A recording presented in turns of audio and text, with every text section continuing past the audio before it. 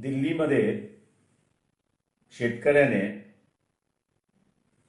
आंदोलन केलेलं आहे। केंद्र शासनाने 3 विधेयक शेतीच्या संदर्भात जी मंजूर केली आहे ती शेतकऱ्यांच्या विरोधात आहेत।